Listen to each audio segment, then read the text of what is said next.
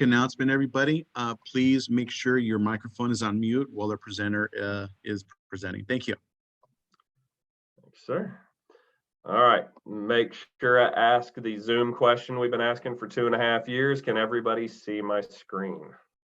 All right, good, I got nods. So we're going to talk a little bit today about disaster planning, business continuity for healthcare. Essentially, when I designed this presentation, I really designed it to be kind of just a nuts and bolts, ground up, whether emergency management is your primary role, whether this is something that you're involved in, maybe your environment of care committee, maybe it's something you're just interested in general. This is kind of one of those things that we're going to cover a lot of things very high level. I like to be an interactive presenter. I like to have conversations. So please, by all means, if you all have questions, feel free to jump in, toss them into the chat, and we can kind of go through. I'll ask for participation as we go through this, so feel free to jump in. Mandatory I love me slide. Brian did a great job covering the majority of this. So like I said, my day-to-day job is as learning and development director for Blue Sky. So manage multi different facets there for our offices across the country, but I still get to dip my toes in the water of emergency management every now and again, and still very involved with training and educating on that side. So I love it. I'm very passionate about it. So I'll jump into the first big question, which is why? Why do we even have emergency management requirements and regulatory requirements in healthcare, right? The biggest answer is probably the reason that the president of this chapter is not here today, and that's one of those acronym agencies, CMS, Joint Commission, DNV, these other groups that basically say, well, you have to, and you have to have these requirements and you have to have these plans.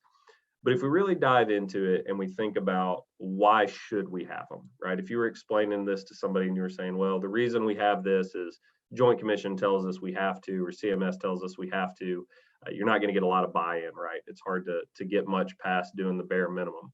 But if you really think about it, this is designed in general disaster planning to help us be consistent when things go wrong, right? They set these predictable expectations for how we hope to perform, how we want our staff to perform when things are going sideways and we don't have the resources that we normally do, or we've never dealt with this situation before. So that kind of sets the tone for some of the things we're going to talk about today. Now, I imagine majority of folks on the call are probably familiar with the 4 phases of emergency management. We deal with these a lot in EM and especially in healthcare.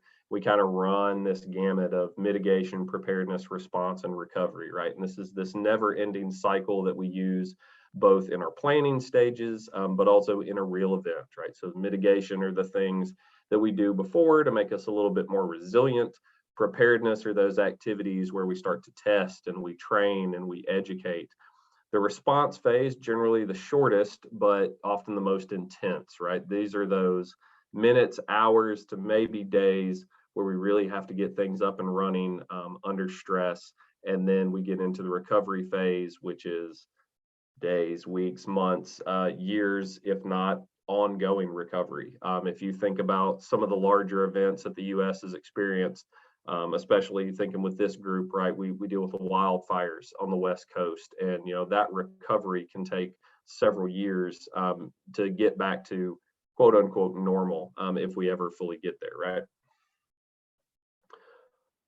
So here's a little bit of an opportunity for this group to chime in, and I'm curious as to what you all think. So if I was to say that you had a small event occurring in your healthcare facility today, what might be some small events? You can feel free to unmute or toss them in the chat, but what do you think of a small, maybe emergency event, something that would occur in your day-to-day?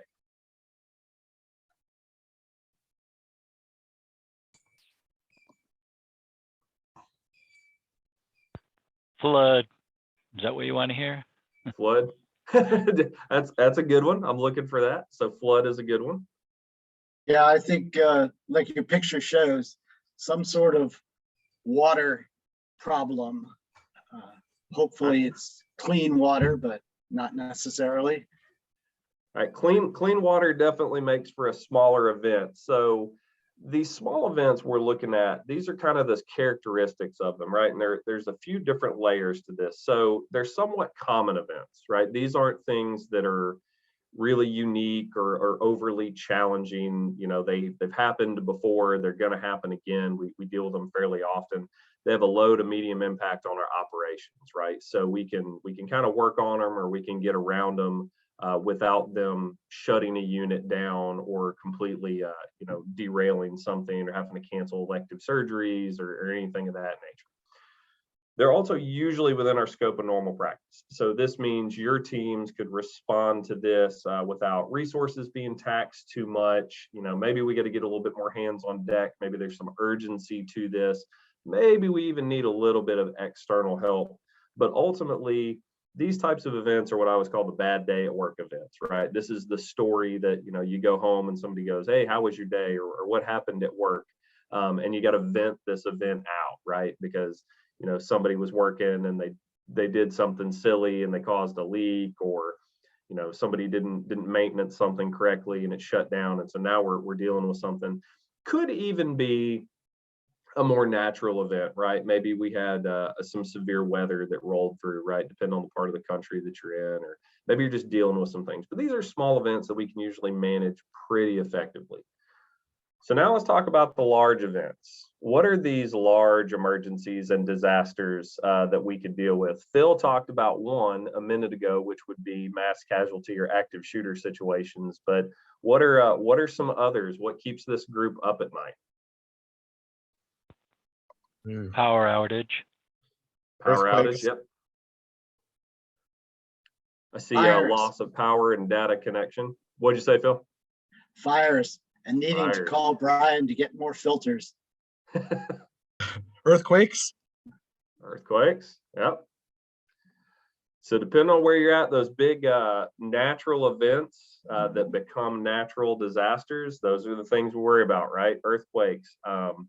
The large ones, thankfully, are uncommon, all right? But some of these events, they should be uncommon, but they do have a high impact on our operations, right? These are things that's definitely going to cause issues, shut down units, shut down elective surgeries, even talking about water events, right? Sterile processing. If you have a leak there, if you have a major issue that shuts that area down, now what happens? You've got multiple impacts on operations. There's a cascading effect for surgeries and everything else to that piece. This is where we start pushing outside of our normal work scope, right? So this is where we get into alternate duties for staff. I will tell you, all the years that I was in emergency management, we rolled out training and trying to get our healthcare staff up to speed, getting people to the mindset where today I'm a respiratory therapist, today I'm facilities maintenance, today I'm security, whatever it is. And now all of a sudden I'm in this alternate role, right? I'm going to incident command. I'm the infrastructure branch director. I'm the power and water unit leader. Like, what does that mean? What am I supposed to do? Getting people to move into those alternate duties is a huge challenge a lot of times.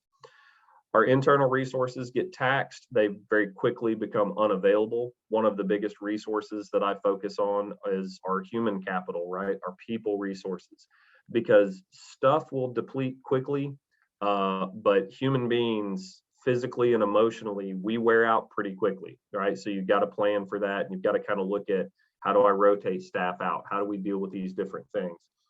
And these are what I kind of go into is the I'll always remember events, right? This isn't just the bad day at work. These are those things that we're talking about years and years later, right? For better or worse, they're the things that end up in presentations like this and in conference presentations where we talk about them and we say, okay, do we remember when this occurred, when this happened? Everybody goes, oh yeah, right? Or I can remember where I was when that happened. So the large events are what we're going to kind of focus on for the majority of the presentation today. So the first thing that we're going to hit on is, what do we do before the disaster? So what are the things that we do, and you'll have to excuse the pun, but on the blue sky days, right? So we've said that for years. It just happened I worked for a company named Blue Sky. But we talk about blue sky days in the emergency management world a lot, because if you think about that really nice day outside, right? The temperature's perfect, the sun is shining, there's not a cloud in the sky, all seems right with the world. that 4 o'clock meeting just got canceled. So those are the times that we think about being the blue sky days. And what we want to do on those types of days when we have a little bit of extra time is to start thinking about preparedness and start thinking about what will we do if this happens. And it doesn't sound like a lot of fun, and it isn't, but if we only devote resources and thought to things right before they occur or right as they occur, we're kind of already setting ourselves up for failure, right? So some of the things that we need to be thinking about is our priorities, is our plans. Are they up to date? Have we revised them? How effective are they? How much training have we done for our teams? Do they know what they're supposed to know? And then can they actually put it into effect? Our supplies, right? One of the biggest things with resources from a supply standpoint is, do we have it? Do we know where it is? Are we the only ones that know where it is? Does anybody else, realize, hey, this stuff is all in a locked room. Where do I go to get that if I need it? Who has the keys, etc. Vendor contracts and agreements, right? So your vendor partners are very important to have relationships with before something happens. What I always tell people is, regardless of who those partners are or what service they provide, you don't want to try to be flipping through the phone book. I'm dating myself here, right? Or searching Google to figure out who you want to call when you have a foot of water standing in the emergency department, right? Or the other vendor that just walked down the hallway and clipped the sprinkler head with the ladder, and now you've got that going all over the place, right? You want to know who you're going to call before something like that occurs. So now we move into the disaster phase, right? Things have started to happen. We have a major issue, whether this is earthquake, a fire, a major flood, water loss, whatever the case is. The biggest thing I always tell people in here is to keep things simple. Keep your planning simple, keep your training simple, keep your response simple. Under stress, human beings were not the best with complex tasks, right? Probably many of us know that on any given day, without enough coffee or a tea, John, we know that sometimes we're just not up to par, right? You can ask me questions after 3 cups of coffee, and I might be able to get you a somewhat reasonable answer. But the more complex things are, the more they break down. And we definitely need to make sure that communication is key with this. So our big priorities during the disaster: number one, protect life, right? Take care of people, make sure they're safe, and keep them from getting injured or worse.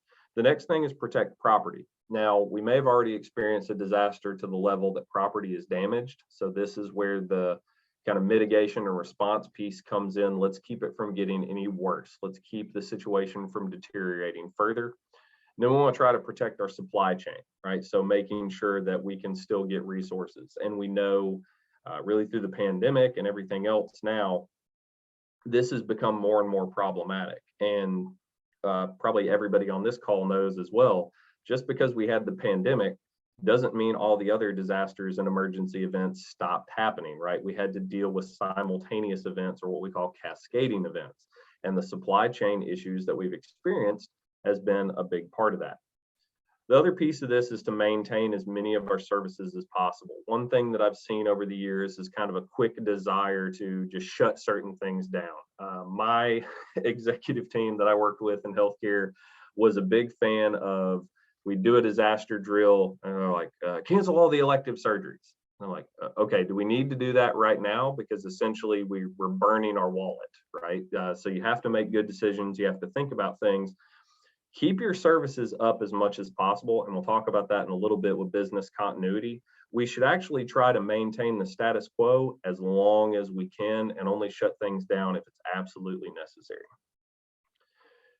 Now, after the event, when the disaster is over and we're trying to move into recovery, we have to remember that we still have a job to do, right? So we're trying to get back to normal and take care of ourselves and our people. So number one goal is to resume services. Anything we shut down, anything we took offline, we want to get those back up and running as soon as possible. And recovery is one of these things that is generally not very well planned for. A lot of people really struggle with recovery planning, because how do you plan to recover from an event that you really don't know what kind of damage it's going to cause, right? So another thing to consider is employee mental health. This has become a big topic over the past several years. We need to make sure that our people are taken care of, right? One of the things that is a big topic right now with employees and the community is mental health. And there's a lot of research out there that psychologists, psychiatrists, counselors are starting to believe that we're going to run into an issue fairly soon, if we're not already there, where our teams need massive amounts of continued kind of psychological support to deal with these continued events that we're experiencing. So now that we're kind of talking about, we framed this out before, during, and after the disaster, let's talk about the different types of plans. So I'm going to put these up here, and we're going to go in depth and kind of hit on just about all of them very quickly. But one thing I always like to remind people is that when you're doing any type of plan, the key thing to remember is that planning overall just equals educated assumptions. Right. So when you're trying to create a plan, it's often difficult to sit down and think about every worst case scenario, every bad thing that could happen. So what you really are just doing is kind of researching what are our risks, what are our hazards, and then making some educated assumptions about what the impacts would be, how we would respond, how we would want to respond, and then what are our realistic capabilities, right? So as we move through this, we're going to talk a little bit about the different levels of this. And the first one I want to talk about is the EOP, or the Emergency Operations Plan. And there's 4 key sections that I break this down in. So the first piece of this is admin and regulatory, right? This is our why we have to do this, because Joint Commission, DNV, CMS, whoever says we have to do it. So admin is your regulatory and legal references, who has the authority to activate your emergency plan, and then your signatures of approval. So especially for any of you who are on the call, you're writing emergency plans, you want to make sure that the C-suite, somebody there, generally the CEO or the president, somebody at that level, has signed off on this plan and said, yes, this is good to go and this is approved by me. The second piece, probably one of the most important, is your operations. And I break operations down with the W's and 1 H, right? So this is the who, the what, the when, the where, the why, and then the how, right? So who is going to do this? The things you're wanting people to do in response phases and everything else. Who's responsible? What are they going to do? When do they do it, or when do they get activated? Where are they performing these actions? Where are supplies? Where are your evacuation routes? Things of that nature. And then give them a why, right? Do a little bit of time in your plan writing to explain the reason that we're doing these things. And then give a somewhat broad prescriptive how. One thing I'm not a big fan of is putting people kind of in a corner with how they do things. Give them the goal and give them kind of the mission, and then some parameters, but let them figure out the in between. If you get overly prescriptive, you can get people too locked in to trying to do just what's on paper, and that may not always be appropriate for the situation. So the next piece of this is when you write all those operations pieces out, you got to train people on it, and then you got to test them. So you test that who, what, when, where, why, and how to see if it actually really works. You've put pen to paper, so to speak. It sounds good. I will tell you, in my opinion, when I sit down and write a plan and look at it, I think it's the greatest thing ever. I'm always super happy with it. And then you go out there and actually have a group of people try to implement it, and they're like, this is trash. And you're like, okay, fair enough. Now I'll go put it back to the drawing board, right? So make sure when you write something out, you're like, hey, this sounds great. Make sure people can actually implement it and do it. The final piece of this is demobilization and recovery. So we talked about it's not usually planned for very well. One good way to do this is practice getting back to normal. Even if you're involved in disaster drills and exercises, make sure that we're putting things up properly. Did we replenish the forms? Did we make sure all the pins went back in the right box? Did we, we used these resources? Did we replenish them? I can't tell you how many times that we've had actual events and people opened up their incident command packets and were looking at stuff, and it was still had scribbles on it or doodles from the last exercise where somebody checked out 2 hours in, right? So make sure your demobilization is practiced in your drills and exercises, but really write that into your plan. How do we get back to normal? What are our goals? What are our timeframes for doing that?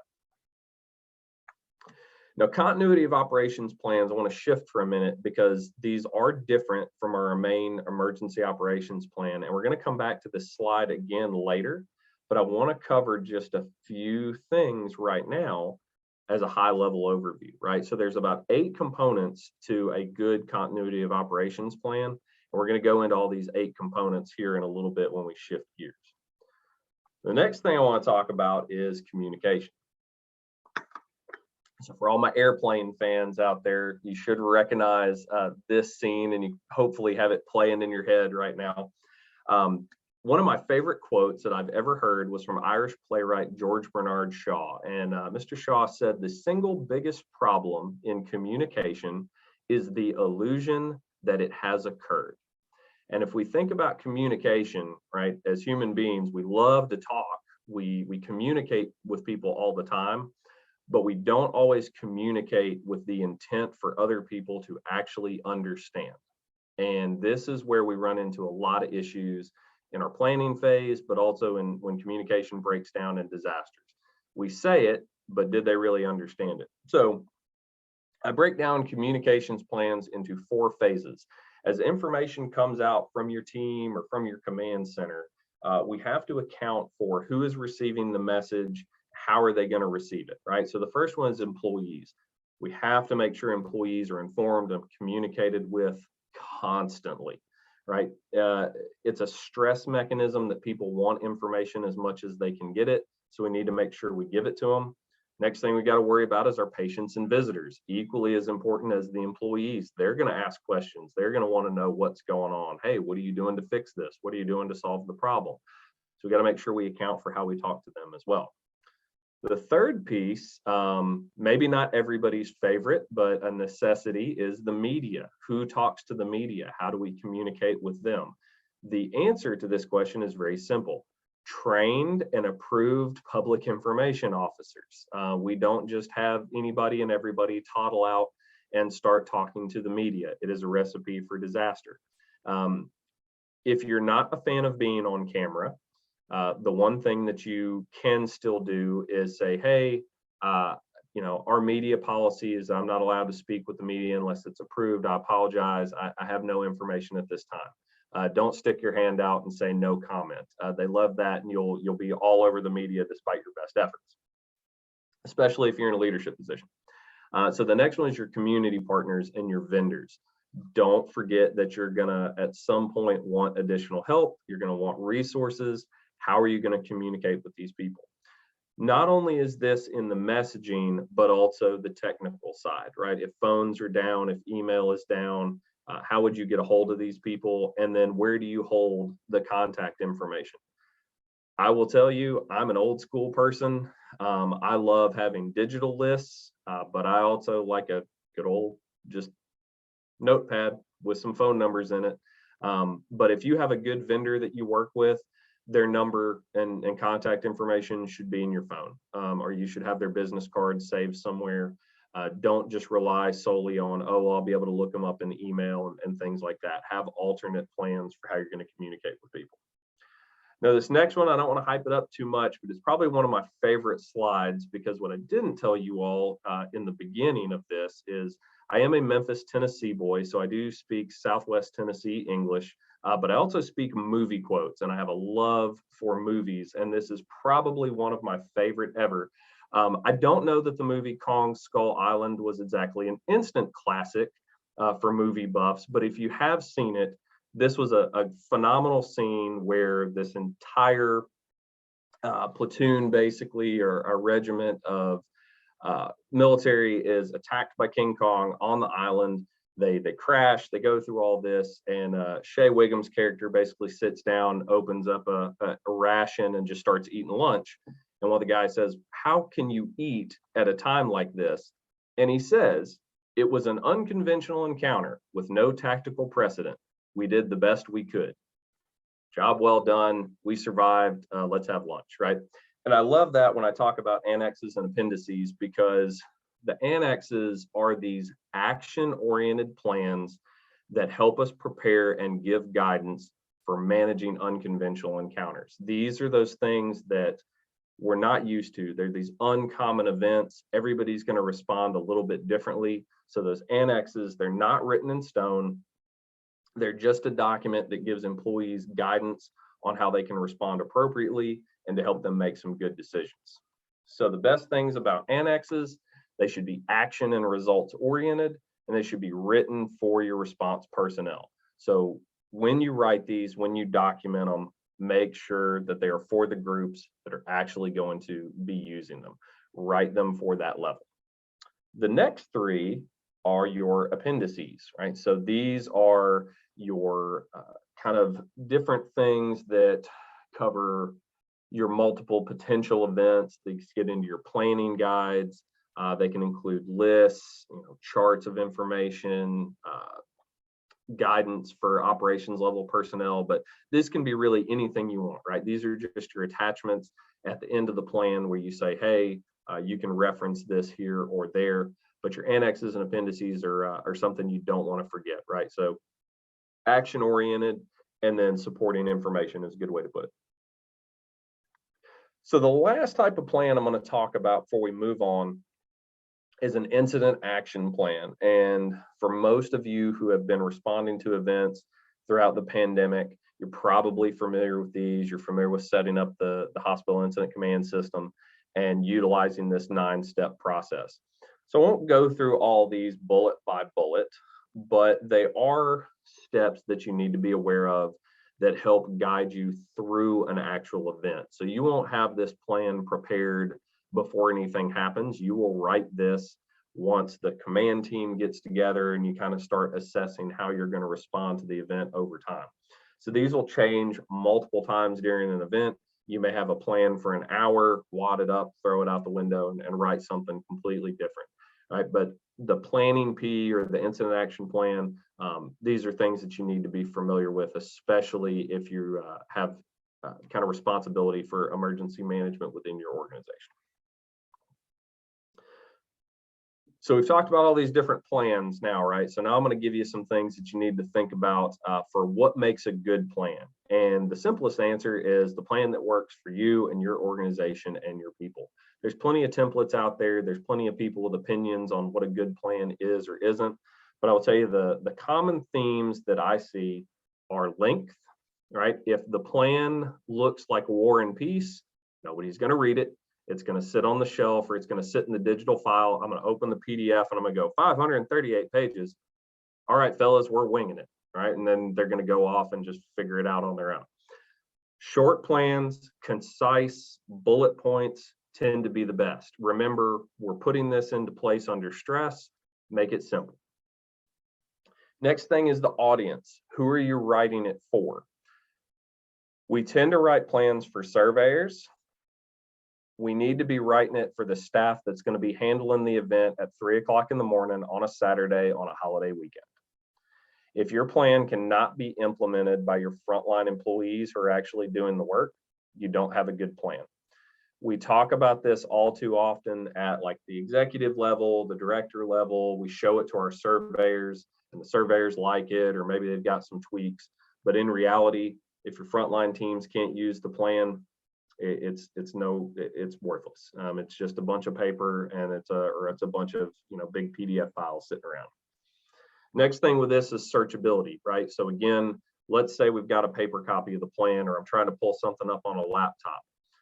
I should be able to enter keywords for what I'm dealing with. So let's just say water loss, right? Or fire or evacuation, hazmat situation. I should be able to type that in a search, or I should be able to look at a table of contents and immediately go to that page. So make sure that it's user friendly, it's searchable, and that I can instantly find the information that I'm looking for. I'm going to talk to you about templates for 1 second. I always tell people, beware the template. They're great and they can be very helpful in building a plan, but you can't fill in the blank your way to a solid plan. I can't tell you how many times that I've gone in and done some consulting and helped people out looking at their plans. And you get to page 5 or 6 and you can tell they just stopped because the plan reads, in the event of insert disaster here, insert hospital name here, will insert plan here. And then the rest of the plan reads like that, right? So be very careful with the templates. They're fine to kind of use to build something up. But if you're really having issues, get outside help, right? And there's people that can come in and help you with that. Stakeholder input is huge, right? So whether that's a trusted vendor partner, whether it's another colleague, I will tell you all my years in healthcare emergency management, we share and steal and swap information all the time, right? So it's very easy to get that information that you need from people if you want to share it, right? So reach out to colleagues. Revisions, changes, make sure that you're always updating your plan. I like to look at my stuff every year and post event. So generally you should be looking at this a couple times a year and putting eyes on it. Anytime you do a drill or exercise, look at the plan, see if it's up to date, see what worked, what didn't. Change it anytime information changes, anytime you have any updates, or when new best practices come out, right? You go to a conference, you hear somebody speak, and you're like, hey, that's really good information. I think we could implement that here. Don't be afraid to change the plan. Just make sure you have document control and that it gets updated for the entire organization and not just in a master file somewhere. So how do we educate people? If staff are not trained on the plan, it's not going to be implemented. We've kind of covered that, right? The time to read the plan is not when the building is on fire, right? So we've got to make sure people are educated in advance. Something that I implemented years ago at my old organization, it's still in effect there, was a program called DART, and it stood for Disaster Assistance Response Team. And basically we took people from the organization that were highly interested in emergency management and preparedness, kind of like CERT, and we started training them. And what this helped us do was avoid this I checked the box mentality, right? Of, well, we sent out the PowerPoint presentation that everybody reads once a year and we trained them on emergency preparedness. Nope, you got to get out there and do. So for those of you who may have med sleds or evacuation equipment, you've probably seen these before. But this is what we did with our teams. We went and we held on-site training and we walked them through the different components of this and actually got them hands-on with the equipment, with what they wanted to do. And then we were able to train them to be able to train others, right? So a lot of train the training time. And we're very successful with it. And it's a program that we built and it's still been maintained. And it's helped quite a bit to invest that time and energy into it. When you look at preparedness overall, and this is something that I've lectured on a bit and I've talked about, is what I call the 3 Ps. All right, so when we're looking at preparedness, the things you want to test and the things you want to assess are your plan, the process, and the people. And those kind of build up preparedness as an overall. So if the plan is good, then the process should be good and the people should be able to implement it. That's preparedness. If the plan's not good, then you probably don't have a good process. The people can't implement it. If the plan is good and the process is good, but the people were never trained, they can't implement it. So the 3 Ps that support preparedness, the plan, process, and people, if you can individually assess each of those 3 things and you make sure that you've developed and put time and energy into writing a good plan, developing consistent processes, and then training people on those processes, then you're on your way to have a pretty good preparedness program. Now, the one thing I'll kind of cruise through very quickly is the hazard vulnerability analysis. And the HVA, I imagine most of you on this call have probably done one, especially if you're in the healthcare space or been a part of one.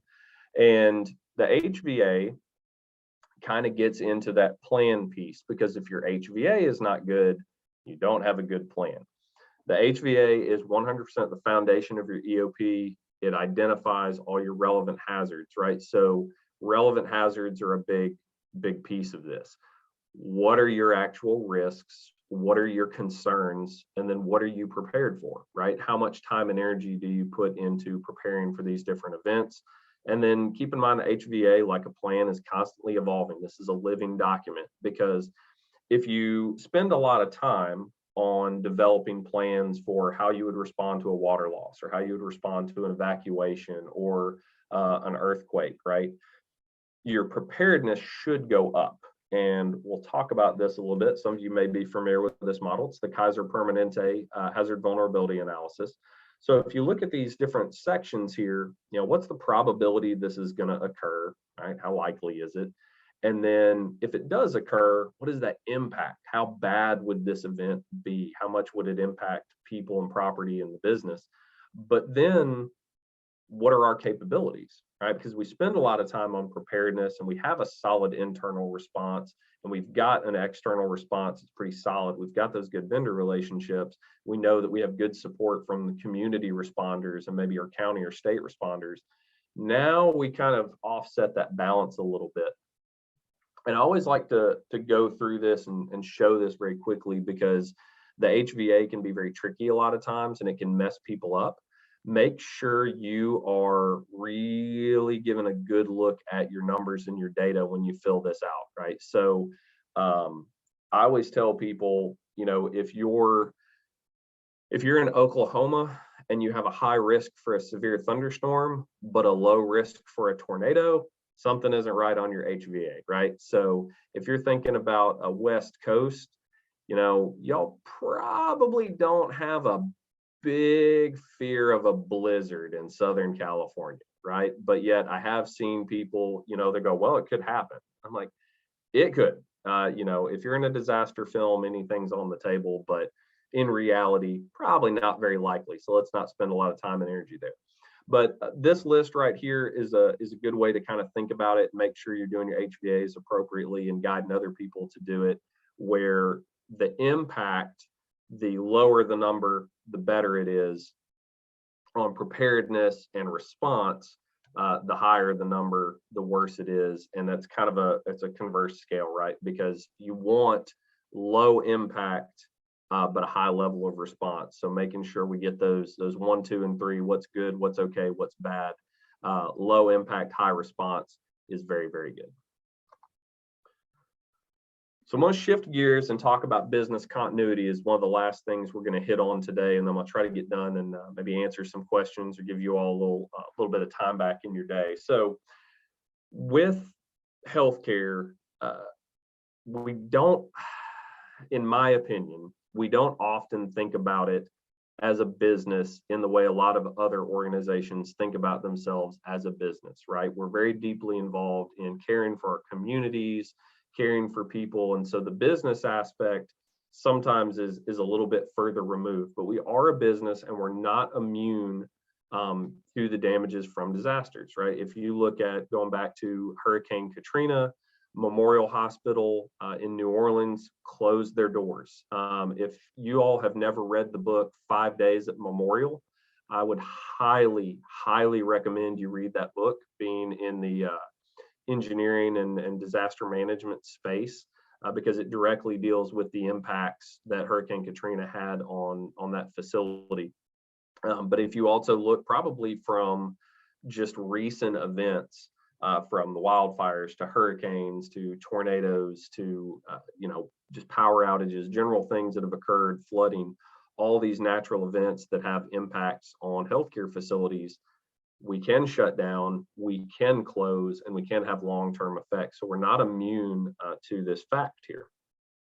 So let's go back to these continuity of operations plan components and kind of run through these very quickly. So the first piece of this is those orders of succession.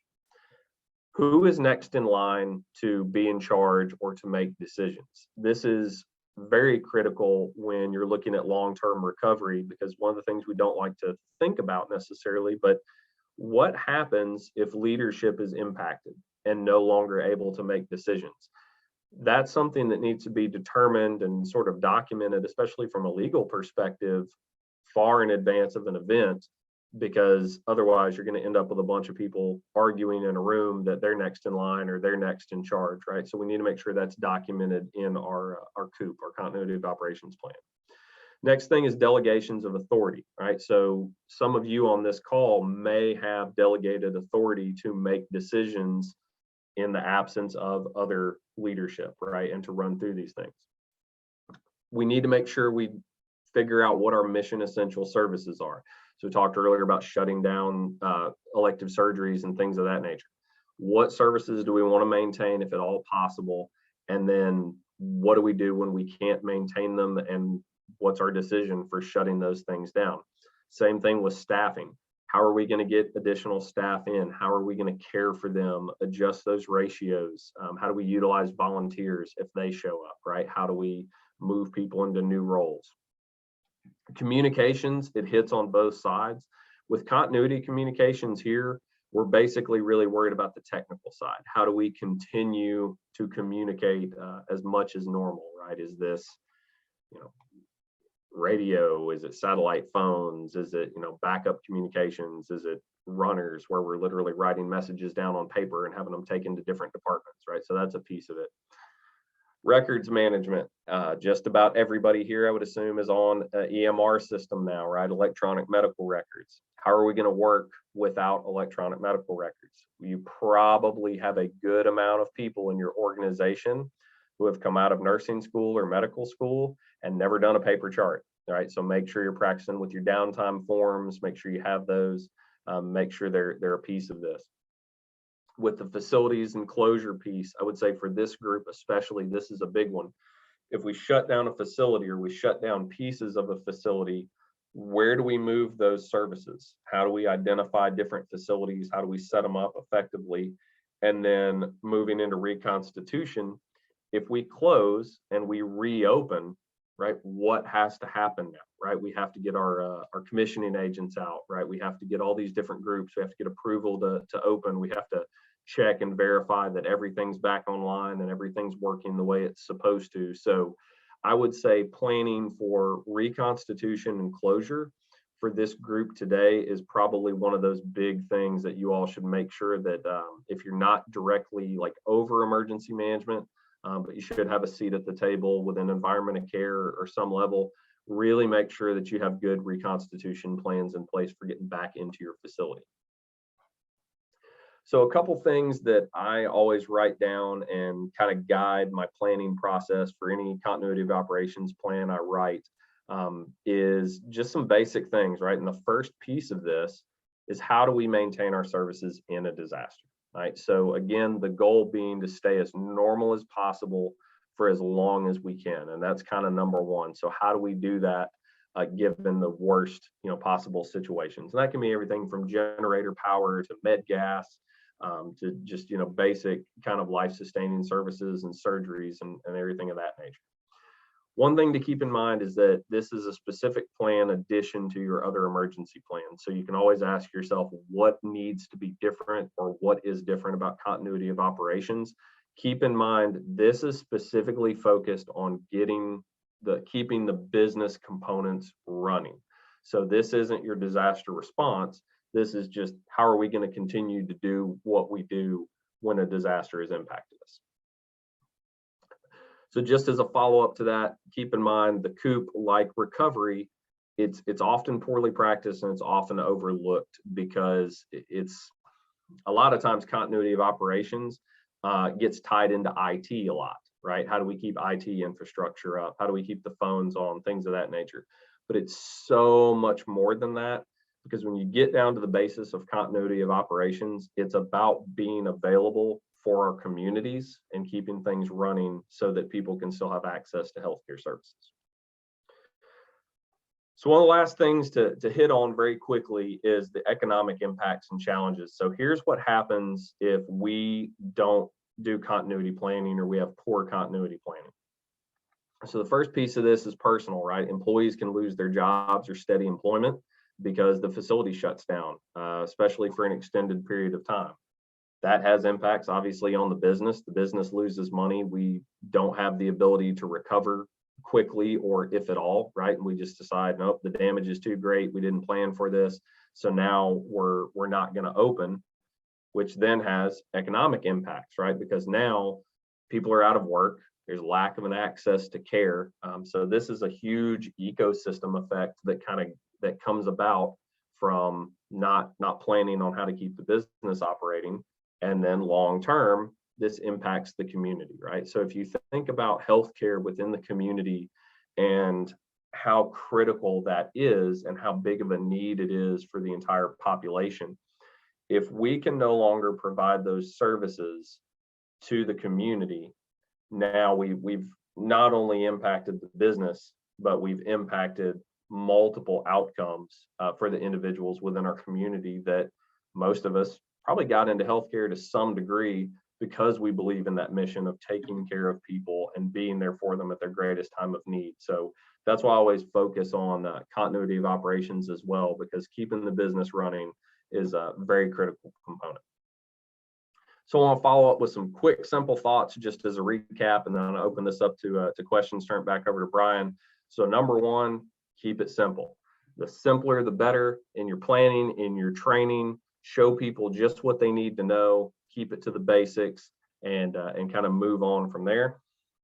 Plan as if it's going to happen next week, but hope that it doesn't. But while you're hoping, keep in mind, hope is not a tactic, right? So we always talk about, well, I just hope that I'll do the right thing when it comes time. I hope that I'll respond the way I want to. I always say hope is not a tactic, because hope is a great thing to have, but it is not a replacement or an excuse for good planning and training. And the last thing I'll leave y'all with today is a little bit of a challenge. So as you leave here today, whether it's for your team, for your organization, for your family, for yourself, whatever the case is, think about one thing that you can do this week to make your emergency or disaster program or plan just a little bit better. And if there's anything we can do for you, or if there's any questions I can answer for you, this is my contact information. Always happy to chat, always happy to share info. With that said, thank you all very much for the time today. Thank you for inviting me to speak. This is probably one of my favorite things to do.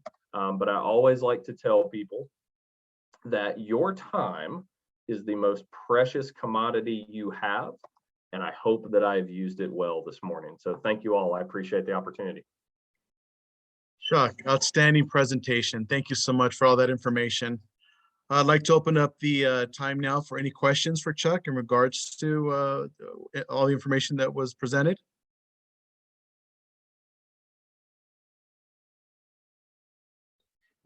It was that thorough. I guess you were. Chuck, I just want to say, and I want to share a story with the group, but right before we entered into the pandemic, there was a presentation that was given at the CSHE Orange County chapter, and it was about pandemic preparedness. And the presentation was very informative, was very thorough. It talked about all of the things we found ourselves entering in, where there were challenges from overloads in morgues, not having enough PPE, masks, oxygen canisters, negative air machines. And then a lot of the hospitals learned a very hard lesson as we were trying to get through it. Resources were low, everybody was panicking. And this just brings to light that feeling that we can never be over-prepared or have enough backup plans. Yes, California is awaiting this big earthquake that hasn't happened yet, but I mean, it still brings the message, Chuck. And a quick question, Chuck, are you willing to consult and audit hospitals' preparedness plans and maybe critique and offer improvements? Is that something that you also offer? So a lot of it, my day-to-day now is kind of to the point I'm a little too busy and managing too many things. But that said, I will tell you this. So I'm always happy to chat, with specific questions, and I'm always happy to take some time. So if it's not urgent to look at things, I'm always happy to look at a section of something as long as I can take a little time to get back to you. Won't necessarily be professional consulting, just mainly because of obviously our business model wouldn't be something we would say, oh yeah, we would verify this. That said, I do have some other resources. Won't necessarily share on the call, but if anybody wants to reach out to me, email me. I'd be happy to chat with you on the phone. I have some colleagues that do that, that I would be happy to recommend to you, that they could come in and maybe either do it, on the professional side, or, maybe on the side, just looking at something. So I do have several people that could help with that. Good. Thank you, Chuck. So again, I'll just ask a final question. Does anybody have any questions for Chuck? I enjoyed it. I am on an island, so being prepared is always an issue, especially with disaster, like getting diesel fuel, and all of our training. So this was very educational to me, something that we do a lot, and I appreciate it. Thank you. Awesome. Thank you, pleasure. James. Okay, I'm just going to take a look in the chat real quick, Chuck, to see if Okay. anything came in. Sure. Okay, looks like there are no pending questions. Hey Chuck, can I ask hopefully a quick one? I know we're wrapping up here. I'm an electrical engineer, and thank you so much for sharing. This is a great presentation. My role is the engineer. We're on site when we do the cutovers and shutdowns, and you're right. There's always something, right? It comes up that we hadn't planned. What, from your view of the world, speaking selfishly as the electrical engineer, what things are you see that the design professionals or teams could do better when working with electrical systems? Yeah, so, and I'll give kind of a broad overview because it's obviously like the technical piece of it. It's not my main area of expertise, but one thing I'll tell you that I always worked very closely with like my facilities teams on was making sure that things were going to happen the way we thought they were going to happen. So generator transfer, power shutdowns, all these types of things, making sure the red outlets worked, making sure that things that we thought were on generator power actually were. We found out during a drill, we had we were like, you know what, we're going to shut it down and we're going to start turning things off. And everybody was like, that's a great idea. And then we did it. And it was like, oh no, it was just shy of Jurassic Park catastrophe. Because they're like, did y'all know the freezers and the refrigerators weren't on generator power? And I'm like, it's good to know. I'm glad we did this. Yeah.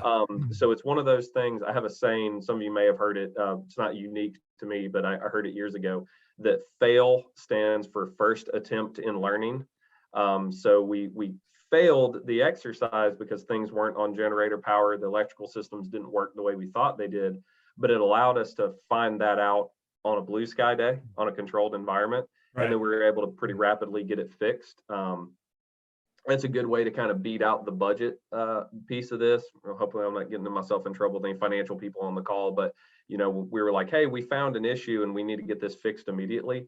They were pretty responsive to making sure we had food, for disasters. But yeah, the electrical system piece, if you're expecting something to run, I would say make sure that you're testing that as realistically as possible. And it can be very stressful. I read an article a couple years ago, I believe it was in Texas. They shut down the entire system overnight and they put it on generator power and basically tried to test with full load and just worked it out. And it was months of planning. County and state was involved. I never did anything like that. Maybe I'm not that brave, but testing as realistically as possible is a definite recommendation. Yeah. Well, thank you. Absolutely. That's Yeah. it. James's mention of fuel, I think that's a really important thing. In the Malibu fires we had here a few years ago, after a couple of days, fuels ran out. People had generators and stuff, but if the event goes on long enough, fuel becomes the critical thing. In those fires, CAL FIRE set up a cordon around the area.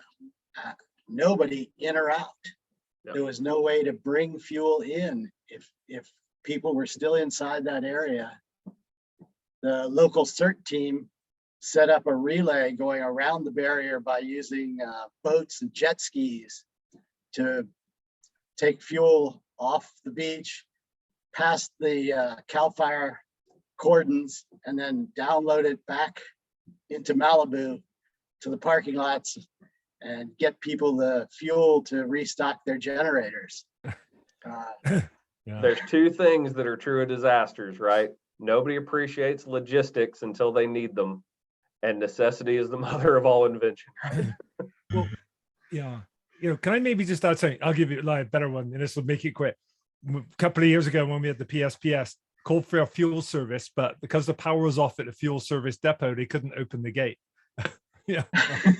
But I think, I don't know if you mentioned this. I think if somebody knows of a problem, when I'm doing mops or going through before we do a shutdown, I said, is any problem? Like, this is open, like this is now the time to tell.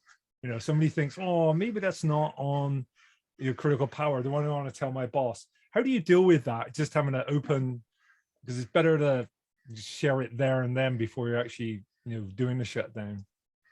Put on my psychology hat for a second. I would say I think that's with anything, having an open environment for conversation and fostering an environment with your teams and with leadership as well, that it's okay to find those things out. Like, it's not punitive, right? If we find this out now, this is better than, at this point, yes, it's a fix. Yes, it's something we have to focus on. But if we deal with it now, or we find out about it now, it doesn't cost lives, right? There's not a major property or life impact. So I think it's just going back to a general fostering an environment where people feel like they can come to you and say, hey, I don't know.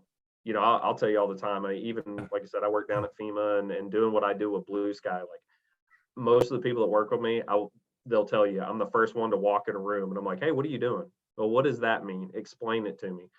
So I think that's a big piece of it, right? Being able to just communicate about it. Yeah, thanks. Wow. Outstanding. Any more comments or questions? No, that's great. Outstanding. Again, Chuck, thank you so much for that presentation. I just want to finalize everything up with just a few announcements. Today's presentation is being recorded and will be available to view at cshi.org. Again, I want to thank all of our gold and silver sponsors. Your support is greatly appreciated. Again, just a recap of the annual and seminar institutes.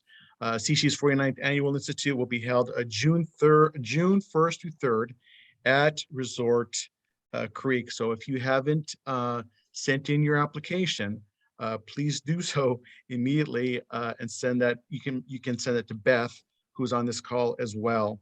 CSHI California Seminar will be on September 15th in the city of Long Beach. And the CSHI Northern California Seminar will be held in October 20th in Fairfield, California. Let's see here. The third annual, that was passed already, excuse me. No, the third annual Orange County Golf Tournament will be held on June 28th, Black Gold Golf Course in Yorba Linda. 12th Annual Institute Golf Tournament will be held on June 1st at Squaw Creek. So you'll be able to golf up there while attending the annual Institute. And then the 14th Annual San Diego Chapter Golf Tournament will be held on August 18th at Rancho Bernard Golf Course. One last thing to cover, CSHI does have webinars. If you do have a CSHI membership, there is a sponsored educational webinar on July 22nd from 11 a.m. to 12:30. The topic, ensuring compliance in the physical environment. And the presenter is Herman McKenzie, Director of Standards Interpretations Group. Registration is required and that can be done online at cshi.org. Next month's presentation, we'll have Stephen Call with the Washington State University. The topic will be hospital facility cost benchmarking. And with that, Phil, I'll turn it to you. Okay. I've seen Stephen Call's presentation. It is really good. You should all put that on your calendar because this guy knows his stuff and he's looking at things in a different way that we need to look at. I think that's covers everything. If anyone has any other comments, last chance to speak up. Next month, I hope that Tom Peterson will be back. He's, as I say, he's tied up with a Joint Commission survey. We all wish him all the luck in the world with that. Although we know that with the surveys, it's preparation that brings success, not luck. Although I have a friend who always says, luck is where preparation meets opportunity. And that's where, even in a disaster, if you are prepared, it can turn into an opportunity to show how good you and your team are and get through things better and come out ahead of maybe your competition. Okay. Outstanding. Thank you everyone for joining us. It's 8:31, so we'll sign off now and see you next month. Thanks, everyone. Have a great day. Be safe.